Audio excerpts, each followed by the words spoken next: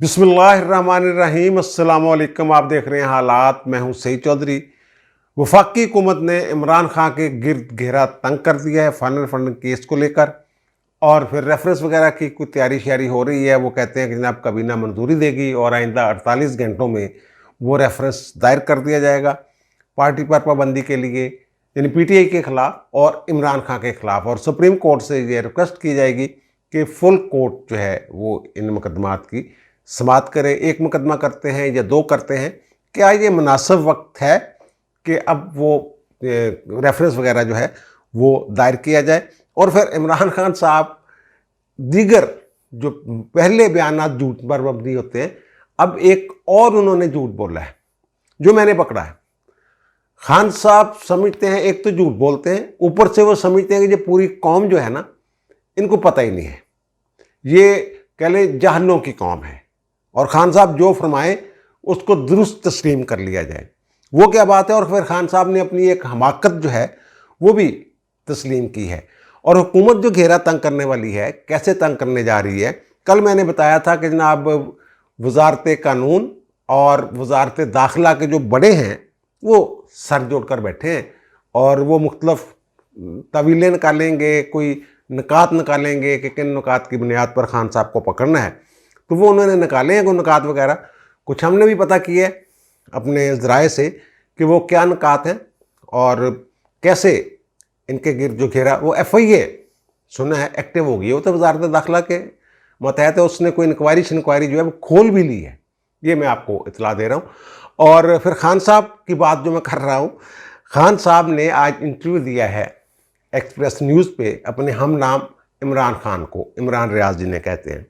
तो वहाँ खान साहब ये कहते हैं कि हमने कंपनियों से फ़ंड वगैरह लिए थे, लेकिन जब हमने फ़ंड लिए थे तो उस वक्त तो पाबंदी का कानून ही नहीं था। पाबंदी का कानून जो है वो तो 2017 में आया है, यानी पॉलिटिकल पार्टीज आर्डर जो है 2002, उसके तहत तो ये कोई जुर्म था ही नहीं अगर हम पैसे लेते रहे हैं पार्टियों से। ये खान साहब कह रहे हैं। और वो कहते हैं 2017 में, यानी उनका इशारा जो है वो इलेक्शंस एक्ट 2017 की तरफ है कि जनाब उसमें ये आया है। ये अभी हम आपको स्क्रीन पर जो पॉलिटिकल पार्टीज आर्डर है 2002, उसका जो सेक्शन 6 है वो हम आपको स्क्रीन पर दिखा रहे हैं। उसमें है कि जनाब मेंबरशिप फीस और कंट्रीब्यूशन जो है वो कौन करेगा कौन नहीं करेगा। इनफरादी तौर पे लोग कर सकते हैं। उसका जो सब सेक्शन 3 है वो ये कह रहा है कि कोई भी डायरेक्टली या इनडायरेक्टली कंट्रीब्यूशन या फंड नहीं दे सकती कोई फॉरेन गवर्नमेंट, मल्टीनेशनल कंपनी, मुल्की कंपनियां, कॉरपोरेशन, इनकॉर्पोरेटेड पब्लिक और प्राइवेट कंपनीज वगैरह, फर्मा और ट्रेड प्रोफेशनल वगैरह, वो बनना है, वो पैसे नहीं दे सकते। तो फिर खान साहब कैसे ये कह रहे हैं कि जनाब उस वक्त तो कंपनियों से, ये फॉरेन फंडिंग तो मानते ही नहीं, ये कह रहे हैं जनाब कंपनियों शोपने से हमने पैसे लिए थे, वो तो इलीगल था ही नहीं उस वक्त। खान साहब ये कह रहे हैं। ये आपके सामने जो अभी हमने दिखाया है सेक्शन 3 पॉलिटिकल पार्टीज आर्डर 2002 का, वो खान साहब का झूठ जो है वो खोल के बयान कर रहे हैं कि खान साहब एक झूठे आदमी है, या फिर इनको पता ही कोई नहीं होता। पता ना होने वाली बात में भी बड़ा वजन है। वो कहते हैं कि जनाब मेरा 18 अरब रुपए का शौकत खानम का बजट होता है, और वो जो हमारी ऑडिट कंपनी है वो लेके आती है अकाउंट्स वगैरह, ये वो मैं साइन कर देता हूँ उस पर, मैं उन पर एतबार करता हूँ। यानी खान साहब का अपना कुछ नहीं होता उसमें दिमाग शबाब के, यार ये पैसे कहाँ से आए, कहाँ गए, कहाँ गए। कोई टीम शीम होती है, वो ब्रीफ करती है। अगर वो जो कंपनी है या एडिटर्स जो हैं वो अगर बेईमानी कर रहे हों, बददियानती कर रहे हों, तो फिर उसको कौन पकड़ता है? वो जुम्मेदारी कैसे? मैंने तो सिर्फ साइन किए, सर्टिफिकेट दिया मैंने कि ये जो रिपोर्ट है ये दुरुस्त है मेरे यकीन और इल्म के मुताबिक। खान साहब ये कह रहे हैं। और फिर इस बात पे बड़ा चर्चा है कि माजी में जो ताहियात नहलियाँ हुई हैं वो हुई हैं झूठे बयान हल्फी, मुबैना झूठे बयान हल्फी कह लें आप, जो जिनको लोग नहीं मानते कि वो झूठे थे। तो खान साहब कह रहे हैं मेरा सर्टिफिकेट है, बयान हल्फी नहीं है। लेकिन 62(1)(f) में कहीं नहीं लिखा हुआ ये बात कि सिर्फ बयान हल्फी पे होगा, वो किसी चीज़ पे भी झूठ भी हो सकता है। अब अगर ये सुप्रीम कोर्ट में जाते हैं और जाके अपना केस रखते हैं, इनके झूठ बताते हैं, इनकी चोरियां बताते हैं, इनके दीगर जो हरकतें हैं, गैर कानूनी इकदाम वो बताते हैं, तो फिर अगर अदालत डिक्लेयर कर देती है इन्हें झूठा, तो फिर तो 62(1)(f लग गया ना, ताहजात नहली। और सुप्रीम कोर्ट की जजमेंट है कि जनाब ताहजात नहली हो जाए। अच्छा, वो तो अभी हम बात करते हैं कि हुकूमत ने क्या किया, और खान साहब राणा साहब से भी डर के भाग गए। इनका प्लान ये था कि हम वहाँ इलेक्शन कमीशन के बाहर एहतजाज करेंगे, और बहुत बड़ा एहतजाज होगा मुल्की तरीका फवाद चौधरी साहब के कॉल के, ऐसा बहुत बड़ा एहतजाज, हर एहतजाज इनका बहुत बड़ा होता है। तो राणा सनाउल्लाह वज़ीर दाखिला साहब ने कहा कि जनाब रेड जोन वाले ने मुँह नहीं करना, डांगा शांगा मारांगे सी, फिर ना कहना, अगर करना तो जाके HNI नाले उत्थे जाके एहतजाज यूज करो, रेड जोन च नहीं बढ़ना। तो ये ज़ाहिर है, अब ये तो बड़ा जोम था इनको, हमारे पास अब 2 सूबों की हुकूमत है, बल्कि गिलगित बल्तिस्तान और आज़ाद कश्मीर में भी हमारी हुकूमत है, तो हम तो बंदे इतने इकट्ठे कर लेंगे कि जनाब इनसे रेड जोन संभाला नहीं जाएगा। अब खान साहब ने ये कहा है कि नहीं, हम एहतजाज के लिए रेड जोन में दाखिल नहीं होंगे, हम जो इलेक्शन कमीशन का दफ्तर है उसके बाहर नहीं जाएंगे, बल्कि हमारा एक पार्लियामेंटेरियंस का एक वफद जो है वो जाएगा। अब पार्लियामेंटेरियन जो मुस्तफ़ी पार्लियामेंटेरियन है वो भी जाएंगे, या कौन कौन जाएगा, या सेनेटर जाएंगे, या सवाई पार्लियामेंटेरियन जाएंगे, वो जाके वहाँ अपना एहतजाज रिकॉर्ड कराए, याददाश्त टाइप कोई चीज़ जो होती है वो देंगे, यानी रेड जोन में एहतजाज नहीं करेंगे। खान साहब ने ये फरमाया है।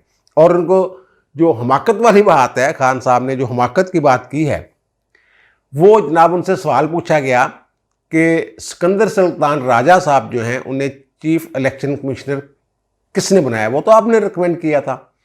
तो खान साहब ने कहा जब न्यूट्रल्स ने मुझे ये नाम दिया था, उन्होंने कहा था कि हम आपको एक ऐसा नाम दे रहे हैं, पहले भी कह चुके हैं खान साहब, ये पहली दफ़ा नहीं कहा। खान साहब की ये आदत है कि अपना जो भी गलत काम है वो दूसरे के खाते में डालना होता है।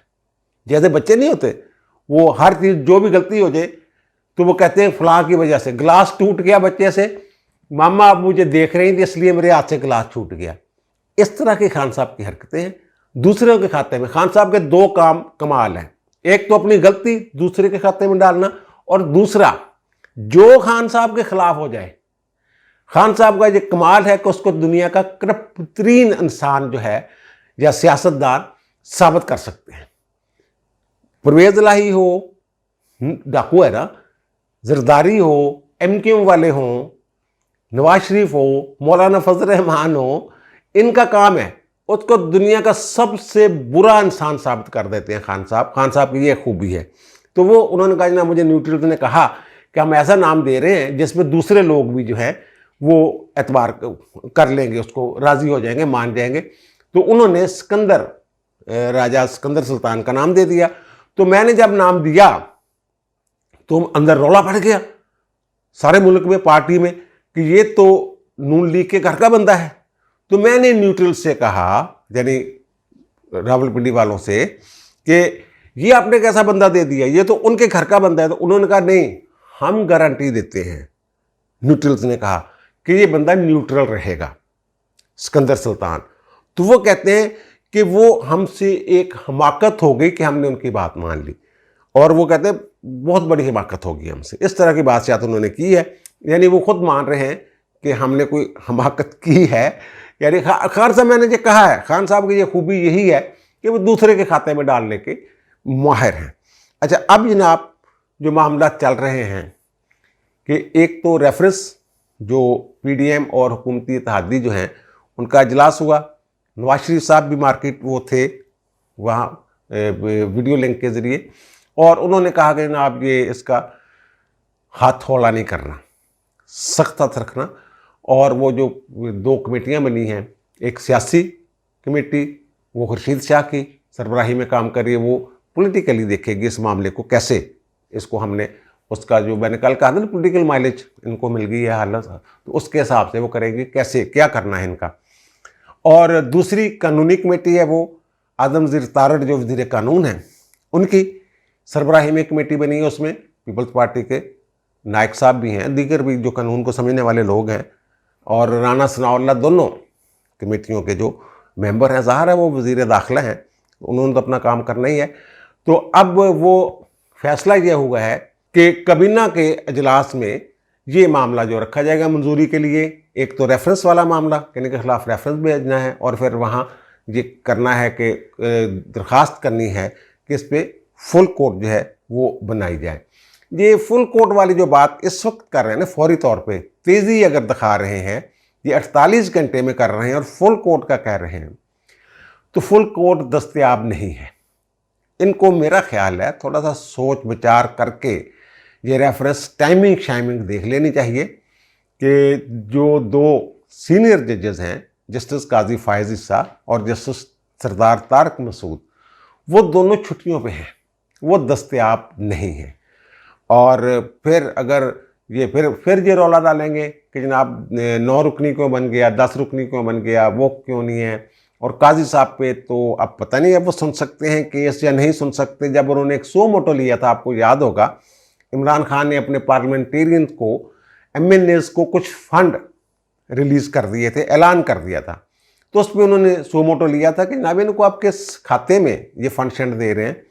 तो उस पर फिर 5 रुकनी बेंच बना, वहाँ फिर वो काजी साहब की किसी गुफ्तगू पे या ऑब्जर्वेशन पे या सवाल पे वो गुलजार साहब जो चीफ जस्टिस थे वो गुस्से में आ गए, ये उठ के चले गए, और फिर 4 जजों ने अपनी मर्जी से फैसला लिखा और उसमें कहा कि जनाब इमरान खान के खिलाफ जो केसेस हैं उसमें जस्टिस काजी फाहिद ईसा को नहीं बैठना चाहिए।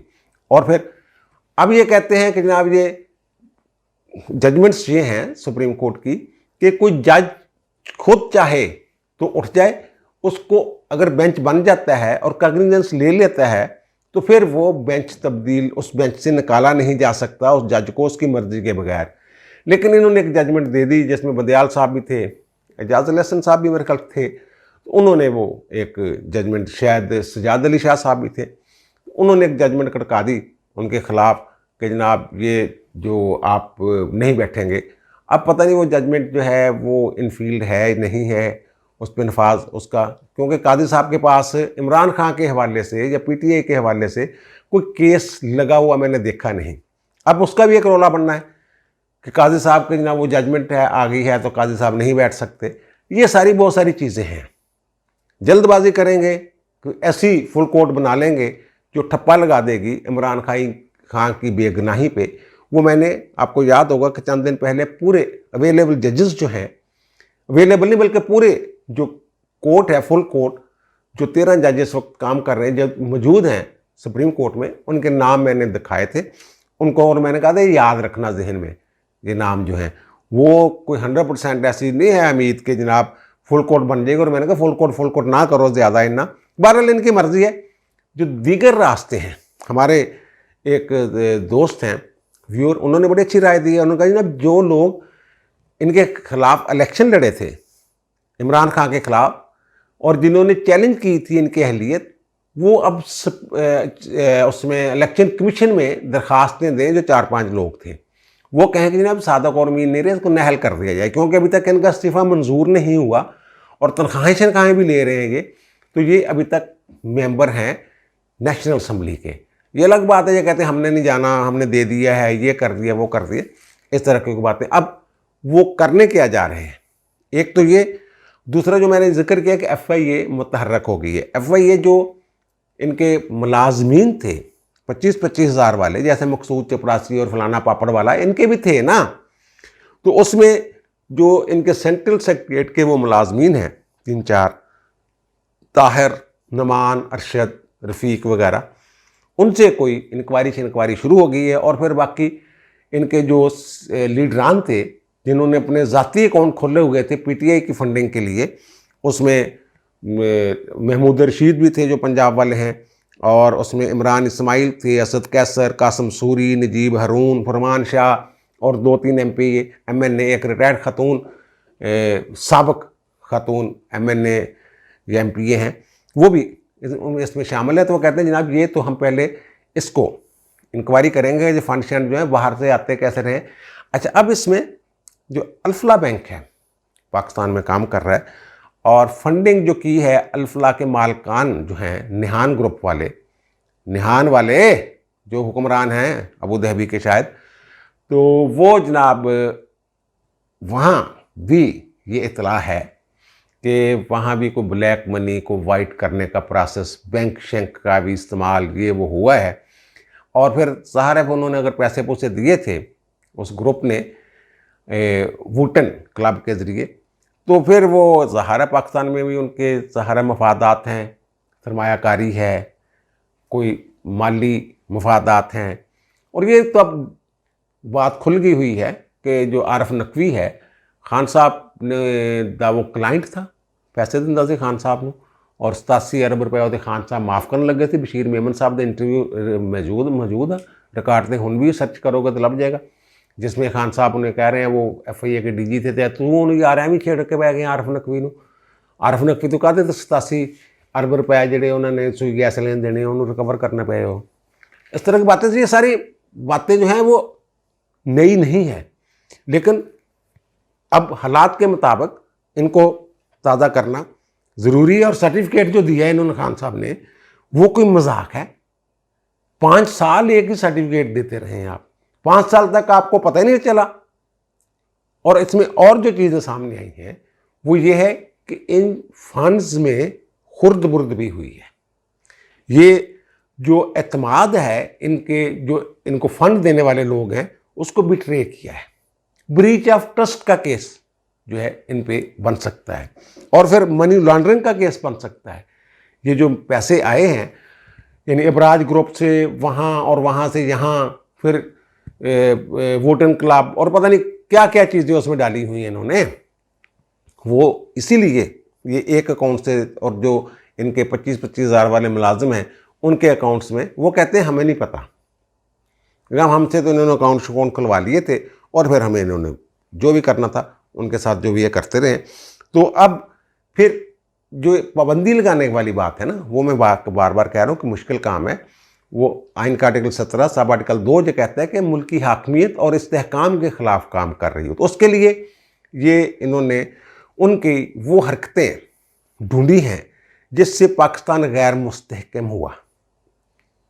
CPEC फ्रीज़ किया इन्होंने, एक तरह से बेड़ा गर्क किया, दोस्त ममालिक को नाराज़ किया, जहाँ से फंड आने थे वो गड़बड़े की, IMF के साथ आखिरी वक्त पे इन्होंने जो वादा खिलाफी की है जिसकी वजह से हम फंसे रहे हैं। वैसे डॉलर अब नीचे आना शुरू हो गया है, उसकी 2-3 वजूहात हैं। एक तो ये कि स्टेट बैंक ने बड़ा सख्त एक्शन लिया, वो उन्होंने निगरानी शिकरानी मॉनिटरिंग और इंस्पेक्शन वगैरह जो है वो शुरू कर दी है। और मनी एक्सचेंज वाली जो कंपनियाँ हैं उनके ऊपर भी उन्होंने ज़रा हाथ सख्त कर दिया हुआ है। और फिर ये जो एक और जो ताज़ीरात पाकिस्तान के तहत वो कहते हैं हम कार्रवाई कर सकते हैं कि इन्होंने जो पार्टी के अकाउंट थे उसमें जो रकम, एक तो मनी लॉन्ड्रिंग वाली बात है, और दूसरी बात यह कि जो खैरात की मद में पैसे आए थे, जो इनके मैच वगैरह करवा के या किसी भी तरीके से जो फंक्शन वगैरह तकरीबात में टिकट लेके लोगों को लंच वगैरह पे मदऊ करते थे, तो वो पैसे भी पार्टी फंड में इन्होंने शो कर दिए, हालांकि वो किसी और मकसद के लिए उन लोगों ने दिया। जैसे मैंने कहा ब्रीच ऑफ ट्रस्ट या बिट्रे किया एतमाद, वो भी इसमें शामिल है। अच्छा, फिर खान साहब, ये जो मैंने कहा ना कि इन्होंने कुछ अकाउंट जो हैं वो छुपाए हुए थे, जिनमें 2 अकाउंट तो ऐसे थे जो खान साहब ने अपने दस्तखतों के साथ खोले थे, 13 अकाउंट ऐसे थे, और फिर कुछ फेक अकाउंट जिनका मैं FIA ने जो कार्रवाई शुरू कर भी दी है, वो फेक अकाउंट पे भी एक अलग से जो है वो जाली अकाउंट जिनको कहते हैं वो कार्रवाई हो सकती है। TTs पे कार्रवाई जैसे इमरान, उनके शहबाज शरीफ और हमजा के ख़िलाफ़ हो रही है, तो मकसूद चपड़ासी वाला जो मामला है, तो इनके ख़िलाफ़ भी वही जो केसेस हैं वो पार्टी फंड के हवाले से वो हो सकते हैं। ये जितनी मर्जी बढ़ के छिड़ के मारें, जो भी करें, बहरहाल वो सर्टिफिकेट वाली और जो बयान अल्फी वाला फ़र्क है वो बात किसी हद तक ठीक है।